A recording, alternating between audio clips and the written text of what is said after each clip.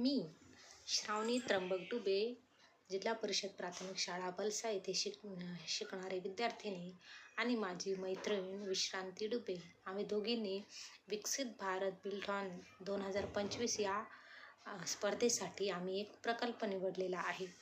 त्याच्यामध्ये ज्या 4 आयडिया होत्या, त्याच्यापैकी आमची जी आयडिया आहे ती आहे समृद्ध भारत. समृद्ध भारत या आयडियाप्रमाणे आम्ही अशी जीवन पद्धती जी पर्यावरणपूरक असेल याच्यासाठी आम्ही काही पर्याय सुचवलेले आहेत आणि ह्या पर्यायांची माहिती मी तुम्हाला या व्हिडिओतून देत आहे.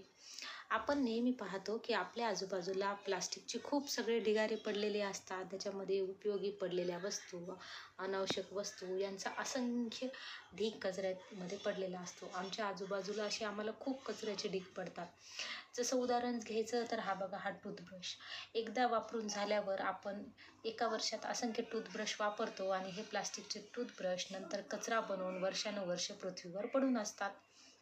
कंगवे, प्लास्टिकच्या बॉटल्स, ही प्लास्टिकची खेळणी, तसेच आपल्याकडे एखादं लग्न समारंभ किंवा काही झालं तर आपण वापरत असलेल्या प्लास्टिकच्या यूज अँड थ्रोच्या प्लेटी, ग्लास, वाट्या, पेपर कप, ह्या सगळ्या गोष्टी दिवसेंदिवस पृथ्वीवर जमा होणाऱ्या कचऱ्यात भरच घालत आहेत. आणि मग या कचऱ्यामध्ये जो भर पडत आहे त्याच्यावर पर्याय म्हणून आम्ही काही अशा गोष्टींचं अनुकरण करायचं ठरवलं आहे की ज्यामुळे हा प्लास्टिक आपण कमी करू शकतो. कारण आपल्याला माहिती आहे प्लास्टिक हा असा पदार्थ आहे जो वर्षानुवर्ष पृथ्वीवर साचून राहणार आहे. तो कधीही नष्ट होणार नाही आणि जर त्याला जाळलं तर हवा प्रदूषित होईल, जमीन प्रदूषित होईल. मग यासाठी आपण पर्याय काय करू शकतो?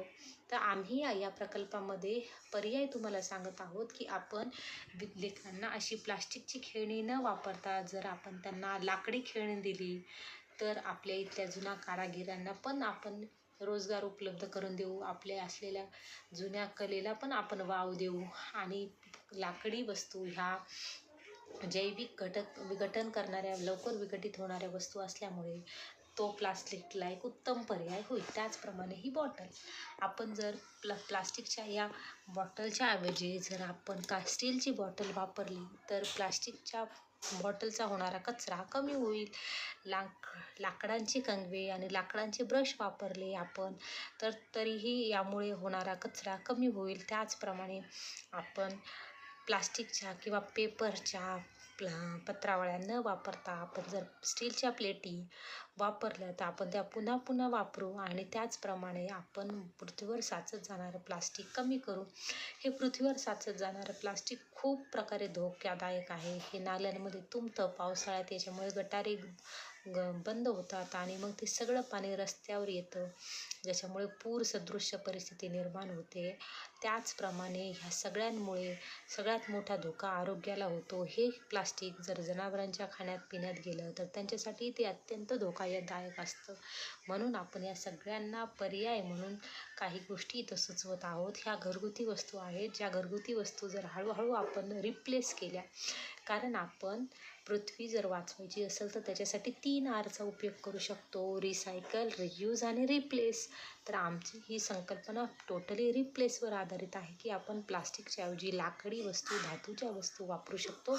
आपण त्या पुन्हा पुन्हा वापरात आणू शकतो आणि पृथ्वीवर तयार होणारं हे हजारो वर्ष प्रदूषित करणारं, पृथ्वीला घाण बनवणारं प्लास्टिक आपण टाळू शकतो.